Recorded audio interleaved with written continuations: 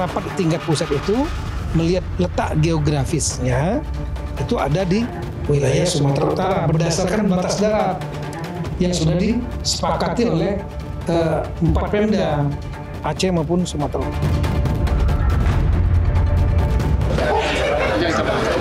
Macam mana kita duduk bersama itu hak kita, punya hak kita, visi kita, harus kita pahami. Kita yang pertama itu hak kita, bukti dan data hak kita. Ya.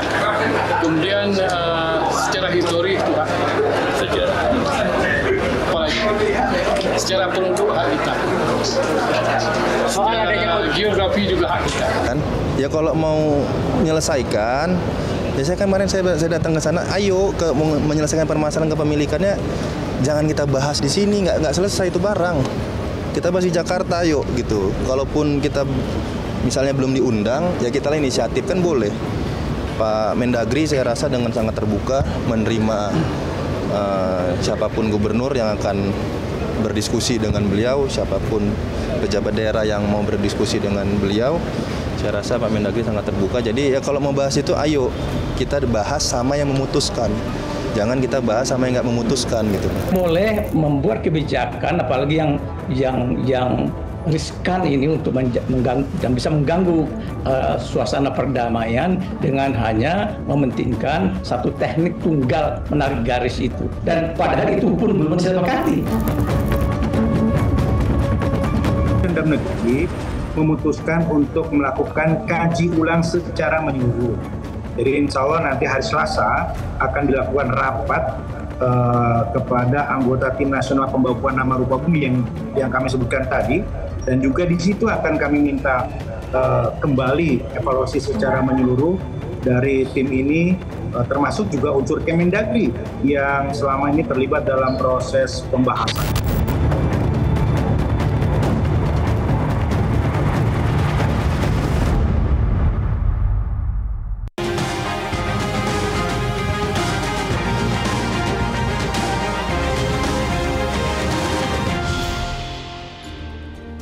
Halo, selamat malam pemirsa. 4 pulau, Panjang, Lipan, Mangkir Besar atau disebut juga Mangkir Gadang, dan Mangkir Kecil atau disebut juga Mangkir Ketek. Dulu tercatat di peta Aceh tahun 1978, kini masuk resmi Sumatera Utara versi SK Kemendagri 2025. Jarak terdekat memang ke Tapanuli Tengah, tapi sejak 1965 pulau ini dikelola dan juga diakui masyarakat Aceh Singkil. Masalahnya bukan sekedar garis batas, tapi juga perubahan data tanpa keterlibatan daerah. Ada potensi migas besar, akses laut, dan juga harga diri yang menjadi pertaruhan. Sengketa ini bisa jadi konflik administratif bahkan sosial jika tidak diselesaikan dengan azas keadilan. Untuk membahasnya bersama saya Fini Malik, inilah top isu pada malam hari ini, sengketa Pulau Aceh Sumut Prabowo turun tangan.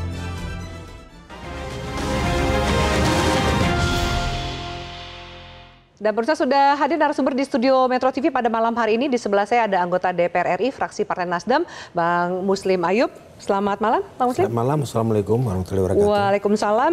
Bang Muslim juga Dapil 1 Aceh ya? Ya, betul. Yang mana pulau yang termasuk juga masuk dalam Dapil dari Bang Muslim Ayub ini. Baik, nanti kita akan bahas. Berikutnya di sebelah beliau juga kami hadirkan pengamat politik Mas Adi Praitno. Mas Adi Praitno, selamat malam. Selamat malam, Afi. Terima kasih sudah hadir. Waalaikumsalam. Dan pemirsa, kami juga hadirkan narasumber dari sambungan Zoom. Kami hadirkan Wamendagri, Mas Bima Arya Sugiarto. Mas Bima Arya, selamat malam. Selamat malam, Afi, Bang Muslim Ayub. Selamat malam, Prof. Umam, Mas Adi Praitno. Selamat malam. Baik, satu lagi juga kami hadirkan Guru Besar Sosiologi dari Universitas Syah Kuala Aceh, Profesor Humam Hamid. Prof. Humam, selamat malam. Selamat malam, Assalamualaikum Mbak Afi. Waalaikumsalam. Mas Baik. Adi dan Muslim. Pak Muslim, baik. Keterbaruannya adalah konferensi pers yang tadi disampaikan oleh Bapak Wakil Menteri Dalam Negeri, Mas Bima Arya. Kita simak bersama, termasuk juga ada pesan penting soal adanya bukti baru. Kita simak bersama, lalu kita akan bahas lebih lanjut. Pada rapat hari ini, tadi telah disampaikan data-data sebagai landasan untuk memutuskan secara final terkait dengan status 4 pulau tadi. Dan perlu kami sampaikan bahwa selain data-data yang memang sudah ada, yang kami pelajari lebih dalam lagi, ada novum atau data baru yang kami peroleh berdasarkan penelusuran Kemendagri. Nah, data yang baru ini, novum ini tentu akan kami jadikan melalui satu kelengkapan berkas untuk kemudian kami sampaikan, kami laporkan ke Bapak Menteri Dalam Negeri untuk kemudian beliau sampaikan kepada Bapak Presiden. Kami sore ini menyepakati bahwa keputusan akhir adalah didapat dari data-data yang hari ini dikumpulkan oleh forum rapat lintas instansi ini untuk kemudian Pak Menteri laporkan kepada Bapak Presiden. Seperti yang juga disampaikan oleh Pak Menteri Dalam Negeri, tidak ada keputusan yang tidak bisa dirubah atau diperbaiki, begitu ya. Apapun itu prosesnya, tetapi kami tentu mendengar, menimbang, mempelajari semua masukan, semua data dan perspektif yang disampaikan untuk kemudian menjadi keputusan akhir tentang status kepemilikan 4 pulau tadi. Ya, baik, saya langsung ke Mas Bima. Mas Bima, tadi Anda katakan bahwa ada novum atau data baru yang bisa menjadi bukti untuk menyelesaikan kasus ini secara final. Bentuknya seperti apa dan apakah novum ini bisa dikatakan memperkuat atau menegaskan keputusan dari Menteri Dalam Negeri, Mas Bima? Kalau kita runut secara historis, kronologis dari persoalan ini ada beberapa babak. Babak pertama adalah ketika Sumatera Utara dan Aceh saling memberikan versi data-data. Dan kemudian ada koreksi dari pemerintah Aceh terkait dengan koordinat penamaan gitu ya. Nah, jadi dalam babak ini karena ketidakakuratan data-data disampaikan oleh pemerintah Aceh, sementara Sumatera Utara menyampaikan data-data berdasarkan data geografis, maka kemudian ada keputusan untuk mengikut sertakan 4 pulau ini ke dalam wilayah Sumatera Utara gitu. Nah, tetapi kemudian ketika mulai proses somasi, gugatan, maka dimulailah proses pengkajian lebih dalam lagi. Pada tahun 2022 itu tim nasional Rupa Bumi melakukan survei. Dan dari survei itu kemudian ditemukan ada indikasi bukti-bukti yang baru begitu. Namun kemudian belum cukup bukti-bukti itu untuk membuat keputusan baru karena perlu proses autentifikasi dan validasi begitu. Nah, karena itu babak hari ini adalah bagaimana kemudian ketika polemik ini terjadi di tengah publik, penting untuk memperkaya dokumen, untuk menambah referensi berbagai macam data, tidak saja geografis, termasuk tadi ya versi awal yaitu kedekatan wilayah, tetapi juga data historis, data kultural, dan juga data-data atau realitas sosial di sana. Nah, karena itu berapa hari ini kami fokus ke sana, dan tadi ada rapat penting yang saya kira cukup cukup signifikan dampaknya bagi penyelesaian kasus ini. Ketika data itu disampaikan oleh Badan Informasi Geospasial, dari Kemenham, kemudian dari Angkatan Laut, dan ada juga data yang disampaikan oleh Pak Sekjen, hasil temuan yang baru saja didapat, yang kemudian bisa menambah referensi untuk membuat keputusan. Datanya apa? Kami belum bisa sampaikan. Kami sudah laporkan itu Pak Menteri Dalam Negeri. Pak Menteri kemudian tentu akan melaporkan itu kepada Bapak Presiden untuk kemudian dibuat keputusan gitu. Jadi insya Allah tidak lama lagi kita akan menunggu Bapak Presiden akan menyampaikan keputusan itu berdasarkan data-data yang lengkap dan luas spektrumnya tadi, melengkapi babak-babak awal tadi. Baik, Mas Bima, tapi kita tahu bahwa ada ekses yang sudah terjadi di masyarakat. Sempat tadi saya menyapa sedikit Prof. Humam yang mengatakan hari ini situasi Aceh panas. Bagaimana keputusan novum bukti data terbaru yang dimiliki oleh Kementerian Dalam Negeri ini bisa minimal meredam situasi sosial yang ada, terutama di Aceh? Pak Dasko sudah sampaikan bahwa Presiden sangat memberikan atensi terhadap persoalan ini dan akan diambil keputusan dalam jangka waktu tidak lama. Itu pertama. Yang kemudian yang kedua, Pak Menteri Dalam Negeri juga berkomunikasi sangat intens dengan Bapak Gubernur Aceh, Pak Gubernur Sumatera Utara, bahkan juga Bupati Aceh Singkil dan juga Tapanuli Tengah begitu, untuk saling bertukar informasi dan menjaga kondusivitas di daerah. Nah, karena itu kita harapkan bahwa perkembangan baru terkait dengan data-data yang baru ini juga akan lebih memberikan kepastian lagi. Dan sementara itu kita meminta agar semua menjaga kondusivitas. Mari kita tunggu, insya Allah hasilnya adalah hasil yang terbaik yang bisa mempererat kebangsaan dan kebersamaan kita. Jadi data yang baru ini sebelumnya tidak dimiliki oleh Menteri Dalam Negeri sebelum mengeluarkan SK Kemendagri 2025 dengan mencatat 4 pulau ini masuk ke Sumatera Utara, Mas Bima? Sebelumnya tidak ada? Belum Kenapa ada. baru didapat hari ini? Belum ada, ya. Data inilah yang pada tahun 2022 ditemukan indikasinya dan perlu proses verifikasi. Jadi ada berita acara notulensi di tahun 2022 yang meminta untuk menindaklanjuti. Dan proses ini agak panjang. Prosesnya agak panjang untuk menelusuri data-data yang dibutuhkan, termasuk validasinya dan autentifikasinya begitu. Dan beberapa hari ini sudah kita dapatkan dokumen yang lebih berdasarkan koordinasi kita yang sangat intens, dan bahkan dari sore sampai malam ini masih kita berkoordinasi dengan pemerintah provinsi baik Sumatera Utara maupun Aceh untuk melengkapi data-data yang dibutuhkan tadi. Sehingga besok atau lusa ketika pertemuan penting dilakukan antara Kemendagri, para gubernur, dan mungkin Bapak Presiden, data-data itu akan menjadi landasan yang bisa digunakan untuk mengambil keputusan. Oke, baik, saya ke Pak Muslim Ayub. Bagaimana tanggapan Anda ketika kemudian tadi disampaikan sudah ada novum atau bukti baru yang sebelumnya tidak ada? Kita mengkhawatirkan kalau kemudian ini tidak terawasi, tidak hiruk pikuk, mungkin data baru ini tidak muncul gitu. Tanggapan Anda terhadap statement dari Wamendagri? Jadi gini, saya runut dulu ya. Di tahun 1965, di situ ada Kepala Inspeksi Agraria Provinsi Aceh, namanya Pak Sukirman, sudah memberikan hak kepemilikan kepada 2 orang. Yang pertama adalah Raja Daud bin Raja Uda, yang kedua Tengku Raden. Jadi Tengku Daud ini menangani, maksudnya kepemilikan itu 2 pulau, banyak pulau Panjang 1 dan Pulau Lipan.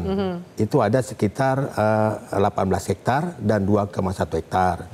Terus yang kedua, Raja Tengku Raden diberi kepemilikan 2 pulau juga, yaitu Mangkir Ketek dan Mangkir Gadang. Kan gitu. Dan ini merupakan bukti bahwa kepemilikan Aceh itu sudah ada dari situ. Yang kedua, Raja ini tadi, Tengku Raja Daud ini sudah memberikan pajak dulu di tahun 1974 kepada Bapak Muhammad Hasan, Kepala IPEDA pada saat itu. Jumlahnya saya tidak salah dan bukti-buktinya itu ada ke kita, berjumlah Rp35.000. Jadi kalau kita lihat dari situ, saya rasa inilah merupakan bukti yang kuat. Mungkin itu yang dikatakan barangkali novum baru. Novum barunya adalah bukti kepemilikan dan pajak yang diberikan? Iya, yang berikutnya adalah kesepakatan bersama antara Gubernur Aceh Ibrahim Hasan, antara Gubernur Sumatera Utara Pak Raja Ina, dan ditandatangani oleh Menteri Dalam Negeri pada saat itu.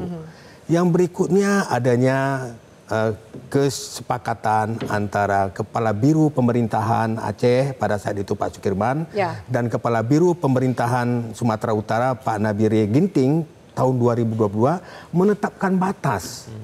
Batas itu ada 6 patokan batas di sana dan 1 acuan antara Tapanuli Tengah dan Singkil. Itu membuktikan. Jadi kalau kita lihat perkembangan ekonomi sudah ada di sana.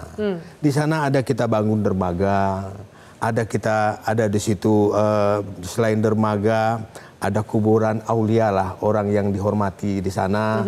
Termasuk pembangunan lainnya, ada musola, ada rumah singgah. Rumah singgah itu dibangun pada saat tahun 2000. Sebelum ada 3 tim nasional rupa bumi datang ke sana. Jadi ini menandakan adalah inilah barangkali insya Allah novum baru yang barangkali. Kita langsung tanyakan saja ke Mas Bima, apakah kemudian novum baru yang dimaksud adalah beberapa data yang dimiliki tadi disebutkan oleh Pak Muslim Ayub? Saya kira Bang Muslim Ayub sangat menguasai peta persoalan dan data-data di Aceh gitu ya.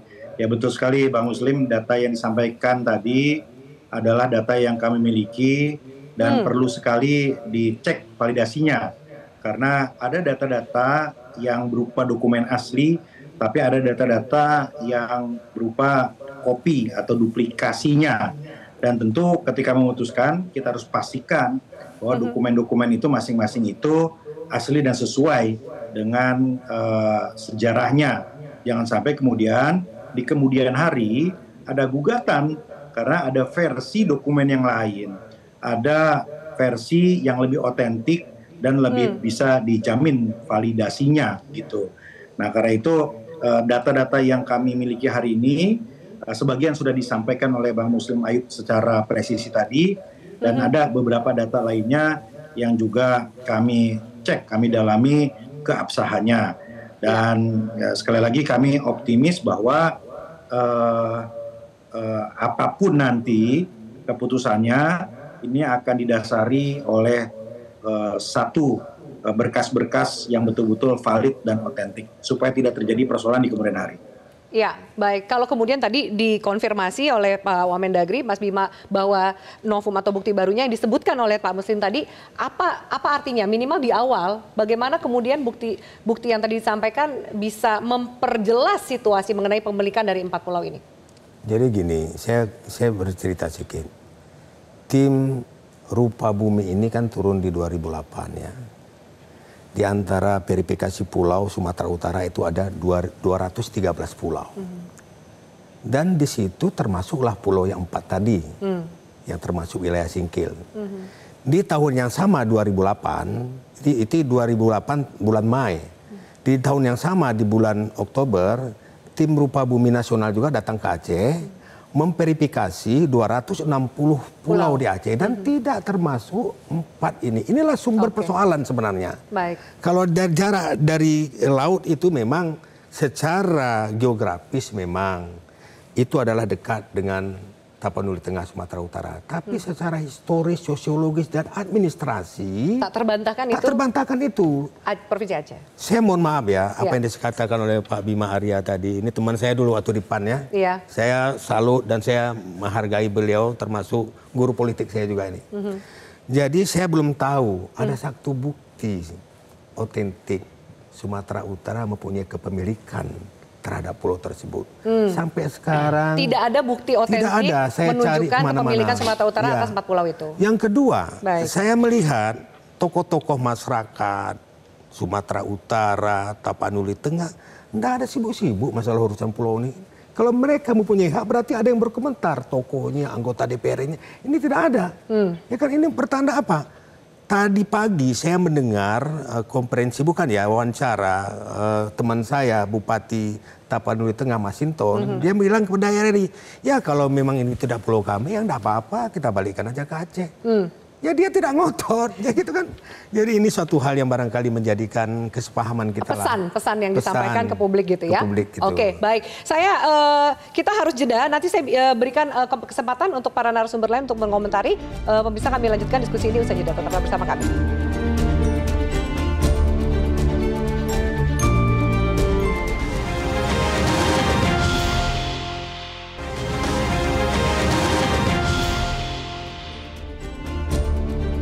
Ya, baik pemirsa, terima kasih Anda masih bersama kami. Saya berikan kesempatan untuk Prof. Umam Hamid. Prof. Umam, Anda adalah guru besar sosiologi di Universitas Syah Kuala Aceh. Pertama-tama saya ingin tanyakan bagaimana suasana kebatinan rakyat Aceh melihat situasi dan perkembangan terakhir atas konflik 4 pulau ini, Prof. Umam.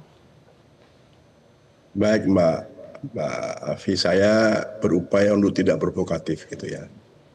Pertama, 4 pulau ini kecil secara geografis, tapi besar secara simbol. Ya, kalau kita lihat itu komplek Stadion Senayan itu besarnya 279 hektar. Pulau Panjang itu luasnya 47,8 hektar.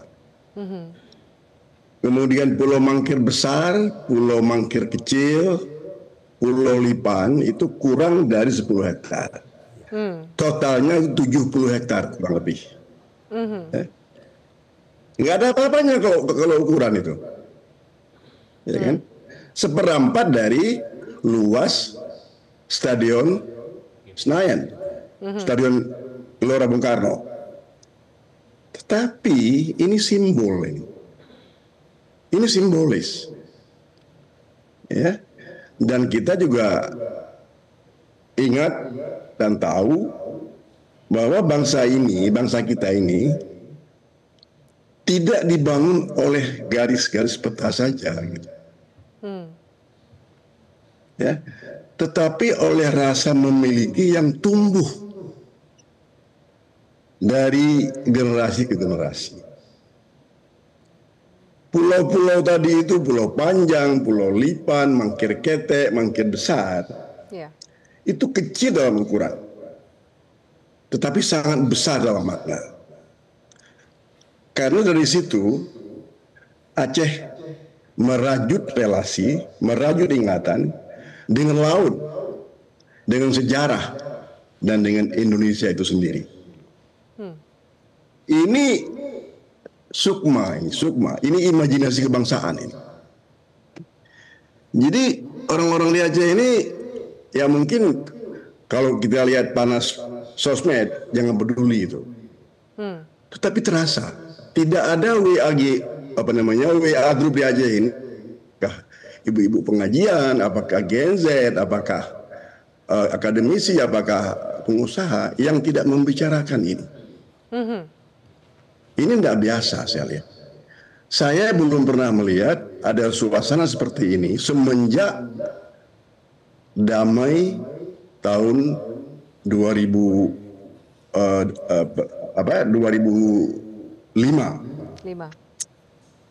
pada MOU Helsinki. Jadi saya lihat agak sedikit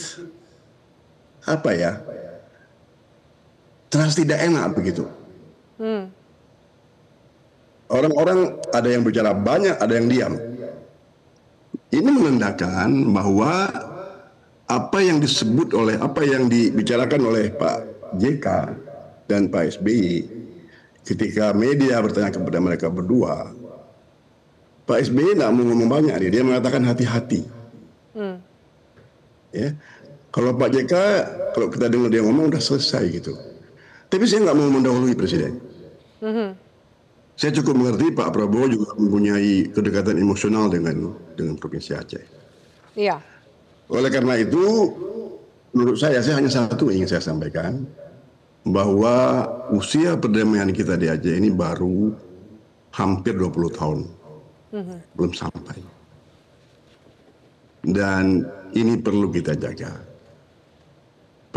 Karena Pak SBY, Pak JK adalah arsitek perdamaian yang tidak hanya pada tahun itu. Mereka adalah menteri yang sangat aktif pada tentang masalah Aceh pada tahun Bu Megawati.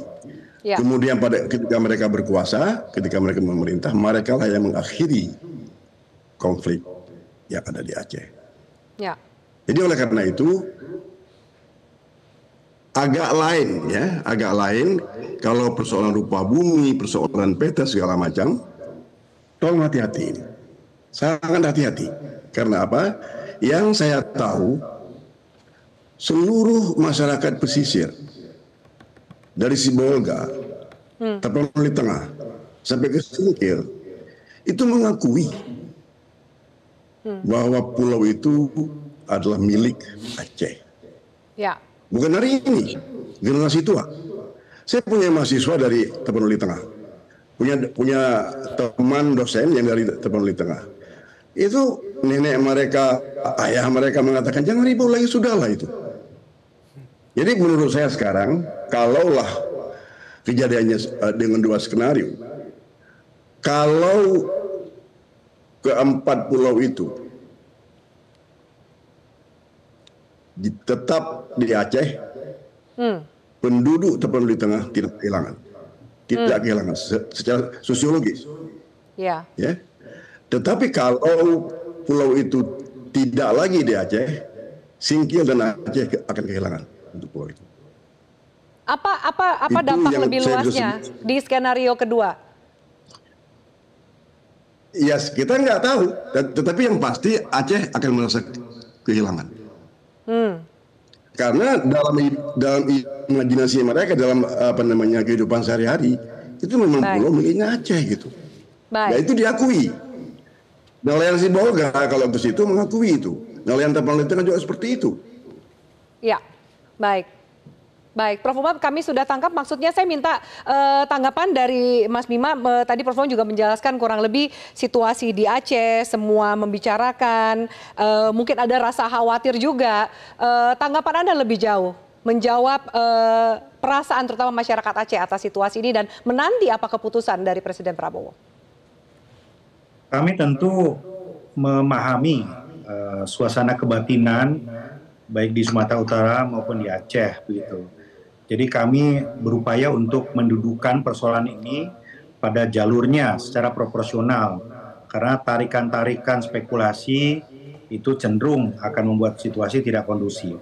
Jadi yang pertama sekali lagi kami ingin luruskan bahwa ketika peraturan menteri atau Kepmen ini dikeluarkan, ini tidak hanya fokus kepada 4 pulau dan 2 provinsi saja. Jadi Pak Menteri Dalam Negeri menandatangani keputusan terkait dengan penamaan pulau dan kode wilayah untuk keseluruhan wilayah di Indonesia. Ada 4.000 lebih lampiran dari berkas yang ditandatangani oleh Pak Menteri.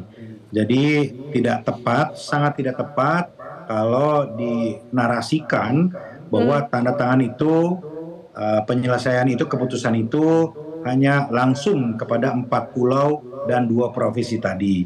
Jadi penting saya kira untuk meletakkan dalam konteks yang tepat begitu.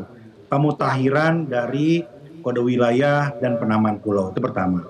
Yang kedua, ketika kemudian menjadi kontroversi di tengah publik, ya tentu kami membuka ruang.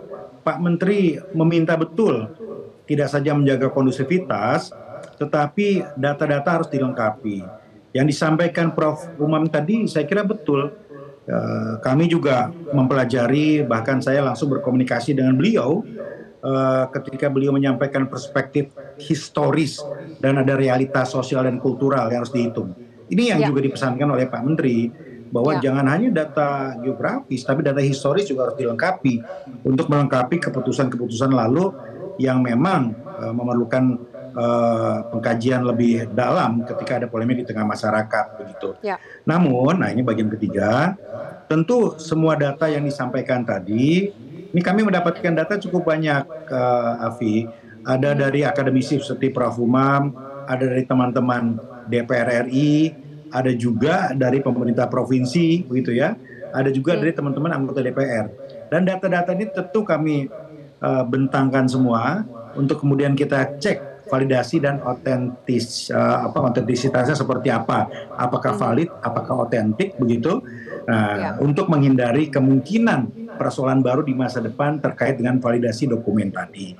Dan rasanya rapat tadi menjadi cukup signifikan karena tidak saja berhasil melakukan kompilasi, tapi ada novum atau data baru yang sekali lagi masih harus diuji lagi beberapa waktu ke depan ini. Dari tadi sore sampai sekarang masih berlanjut proses komunikasi dengan pemerintah provinsi. Begitu. Mas Bima, yang beredar juga adalah statement dari Gubernur Aceh yang mengatakan di 4 pulau itu cadangan gasnya hampir sebesar Andaman. Itu juga menjadi spekulasi yang baru bahwa 4 pulau ini ya mungkin kalau isinya cuman pohon kelapa saja nggak akan ribut seperti ini. Saya kutip tadi itu statementnya dari Prof. Umam gitu.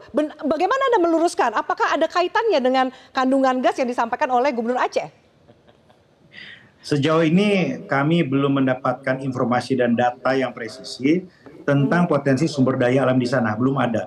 Dari SKK Migas belum ada, dari sumber lain pun belum ada. Itu yang pertama. Yang kedua, persoalan itu kan juga bukan ranah kewenangan kami saat ini.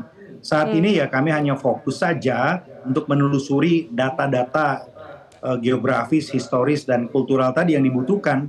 Nah, nanti persoalan sumber daya itu kan nanti ketika kewenangan sudah ada, sudah jelas 4 pulau ini milik siapa, maka sang pemiliklah yang akan menentukan sepenuhnya pengelolaan dari sumber daya yang di sana.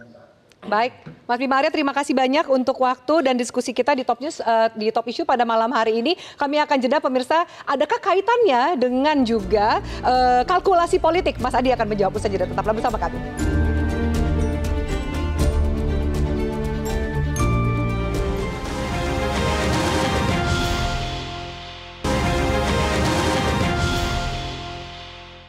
Yang jelas 40 itu hak kita.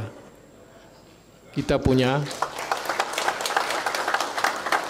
Apa kita berteriak ni seriak itu hak kita.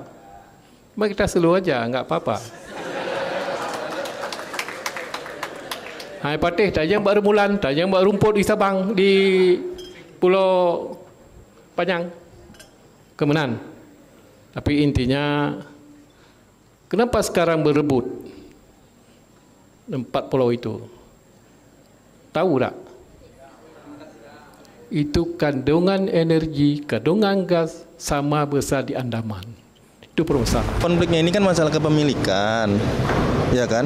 Ya kalau mau menyelesaikan, ya saya kemarin saya datang ke sana, ayo menyelesaikan permasalahan kepemilikannya, jangan kita bahas di sini, nggak selesai itu barang. Kita bahas di Jakarta, ayo gitu. Kalaupun kita misalnya belum diundang, ya kita lah inisiatif kan boleh. Pak Mendagri saya rasa dengan sangat terbuka menerima siapapun gubernur yang akan berdiskusi dengan beliau, siapapun pejabat daerah yang mau berdiskusi dengan beliau. Saya rasa Pak Mendagri sangat terbuka. Jadi ya kalau mau bahas itu ayo kita bahas sama yang memutus. Ya, baik bersama, terima kasih masih bersama kami. Mas Adi, tadi kita sama-sama mendengarkan statement dari Gubernur Aceh yang mengatakan, bahkan gini, kenapa berebut? Tahu nggak? Karena ada potensi migas yang sama besar dengan Andaman. Anda menilai ini statement ini dan perkembangan isu terakhir ini murni administratif soal jarak, lintang dan segala-galanya, atau ada politis ekonomis yang bisa kita baca? Ya saya kira memang setiap konflik apapun itu tidak ada yang kebetulan, Afi ya. Konflik politik itu yang direbut karena ada presiden, karena di situ ada gubernur, bupati, wali kota, dan termasuk juga anggota dewan. Orang berani ribut dan berkelahi karena ada sesuatu yang diperebutkan. Jangan-jangan apa yang disampaikan oleh Gubernur Aceh itu yang menjadi persoalan yang sesungguhnya. Ada kekayaan yang tidak bisa dibantah terkait dengan energi dan gas yang kemudian membuat semua pihak tertarik untuk mengelola. Di dalamnya memang secara luas mungkin sepertiga dari GBK ya.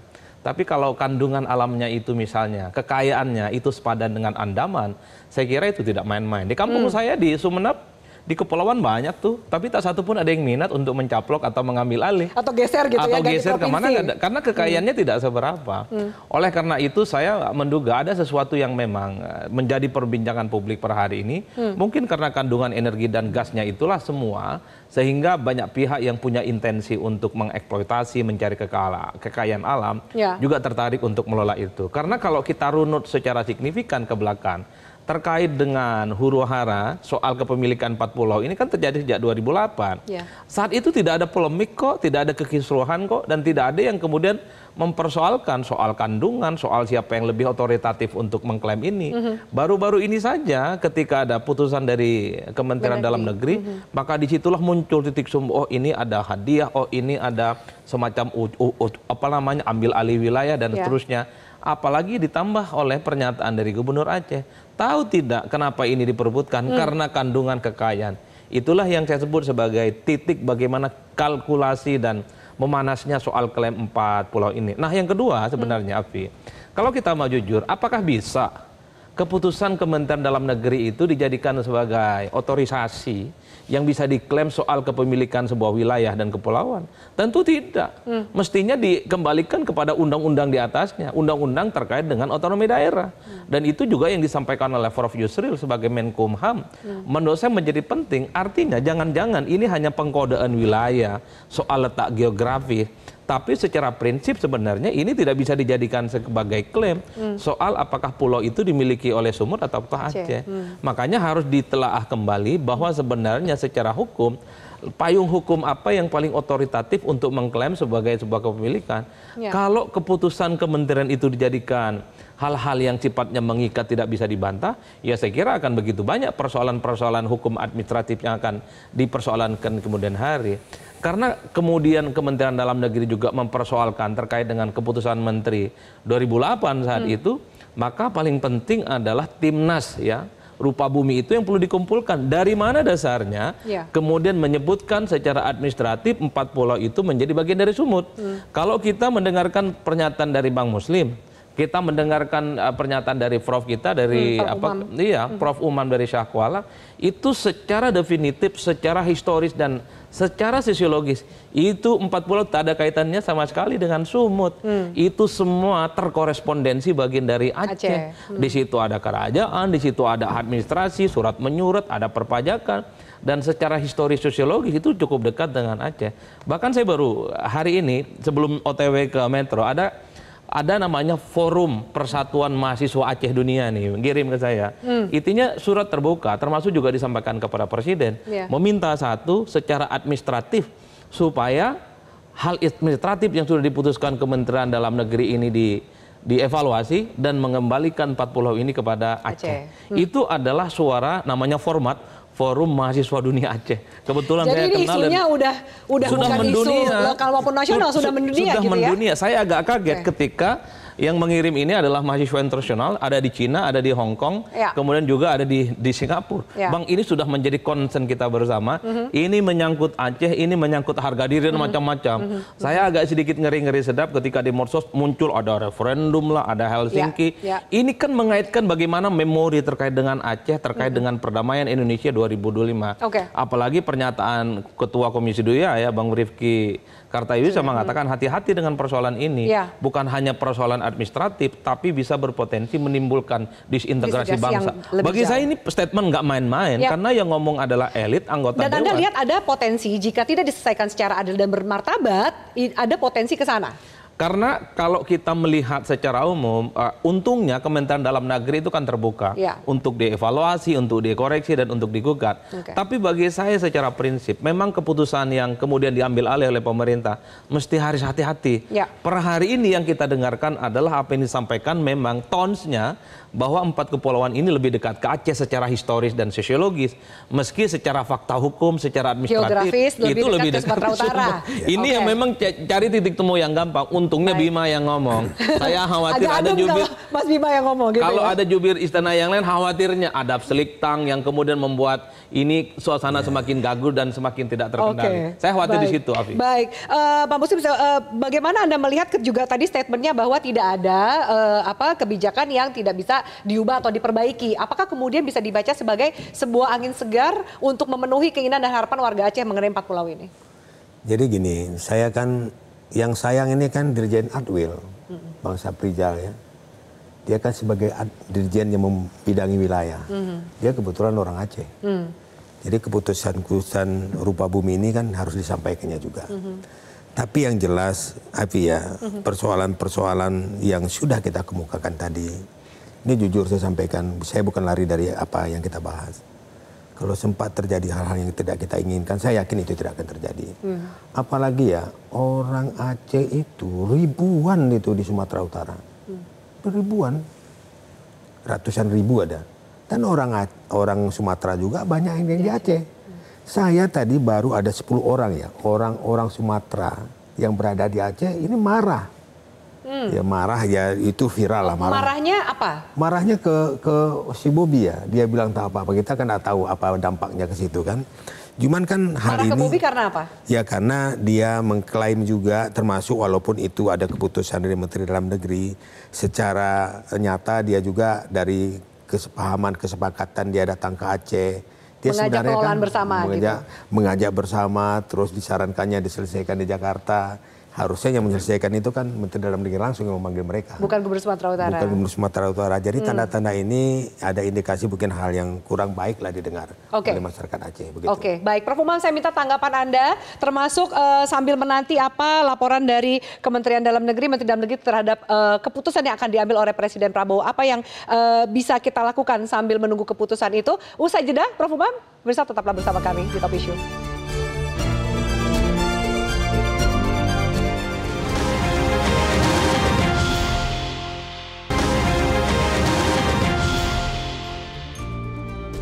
Ya, baik pemirsa, kami lanjutkan. Saya minta tanggapan dari Prof. Umam ketika Mas Adi mengatakan bahwa ini isunya bukan hanya lokal dan nasional, tapi juga sampai menjadi sorotan saudara-saudara kita di luar negeri gitu. Prof. Umam membaca statement yang disampaikan oleh Mas Biba tadi bahwa tidak ada kebijakan yang tidak bisa diubah, lalu kemudian novum yang dimiliki, salah satunya tadi disampaikan oleh Pak Muslim Ayub. Apa pesan yang bisa kita dapat sambil menunggu keputusan dari Presiden Prabowo yang akan mengatakan mengambil alih kasus ini? Saya tidak akan masuk ke detail dari apa bukti-bukti novum segala macam. Tapi saya tetap merujuk kepada pandangan dua orang negarawan besar yang membuat Aceh ini damai kemarin. Kenapa mereka ngomong begitu? Karena mereka melihat di tempat-tempat lain di dunia yang damai seperti di Aceh, sangat terbuka peluang untuk kembali ribut. Bahkan setelah berabad-abad.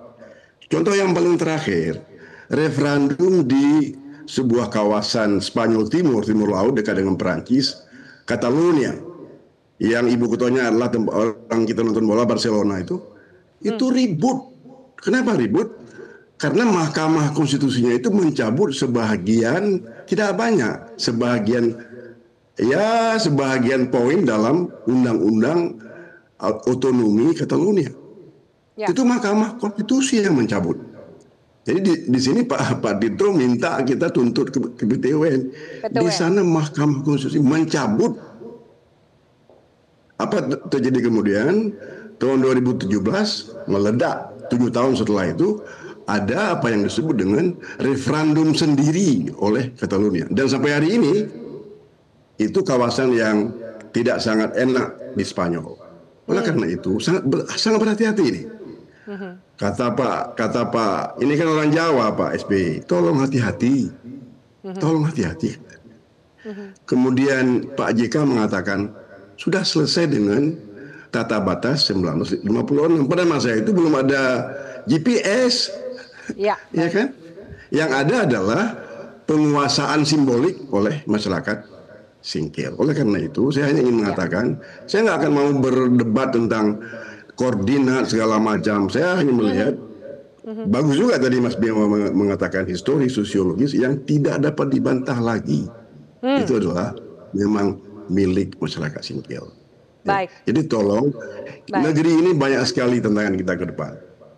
Ya, utang, kemudian anggaran, kemudian ribut BRIC dengan segala macam, ini ribut Amerika dengan Cina, ekonomi dunia. Sudahlah, cepat nih kita selesai, kita move on. Ya? Baik. Terima kasih. Terima kasih banyak, pesannya sudah kami tangkap. Silakan Pak Muslim Ayub untuk closing statement Anda. Ya, saya jujur ya sebagai orang Aceh merasa bangga hari ini Pak Prabowo sudah mengambil alih persoalan 4 pulau ini ke beliau. Dan ini jelas diutarakan oleh Bang Dasko ya. Saya yakin novum-novum baru yang sudah didapatkan oleh kementerian ini mungkin menjadi dasar bagi Pak Presiden untuk menentukan sikap mungkin dalam minggu ini. Baik, kita nantikan. Insya Allah mudah-mudahan tidak terjadi hal yang tidak kita inginkan lah. Dan hakul yakin pulau itu akan kembali ke Aceh. Anda yakin itu? Baik. Amin. Mas Adi, dari komunikasi politik ya apapun yang nanti diputuskan oleh Presiden ada dampaknya gitu, apa yang harus menjadi catatan? Ya saya kira secara prinsip Presiden itu adalah pemimpin tertinggi di negara kita. Jadi apapun yang diputuskan memang harus diterima secara lapang dan dada oleh semua pihak. Dan pastinya Presiden dalam memutuskan apapun ini dengan referensi-referensi yang cukup komprehensif. Apalagi tadi sudah disampaikan oleh Wamen menunjukkan ada novum baru. Itu yang sepertinya sedang ditunggu oleh publik. Nah yang kedua, Afi, kalau mau jujur sebenarnya dari dua belah pihak yang seringkali memberikan statement-statement terutama untuk mengembalikan 4 pulau ke Aceh. Ini kan kawan-kawan dari Aceh, DPD, anggota dewan, guru besar, mahasiswa, gabungan mahasiswa internasional dan seterusnya. Ya. Kalau dari kawan-kawan Sumut kayaknya cuma gubernurnya. Cuma gubernur aja ya. Yang lain ini belum ada nih. Ya, anggota gitu. dewan dari Sumut belum ada, bahkan Bupati Tapanuli Tengah Masinton kayaknya santai-santai saja dan seterusnya dan seterusnya. Ini menurut saya ada indikasi-indikasi yang seakan-akan kolektif kolegial di pihak Aceh tapi tidak di Sumut dalam hal ini. Oke, kita nantikan seperti apa keputusan dari Presiden Prabowo. Terima kasih banyak pemirsa. 4 pulau kecil tapi 4 alasan besar untuk kita belajar dari sejarah, memperbaiki sistem dan menjaga martabat daerah tanpa kehilangan keutuhan negara. Kita kawal bersama penyelesaian secara adil dan bermartabat. Saya Afiari Malik undur diri. Selamat malam. Sampai jumpa.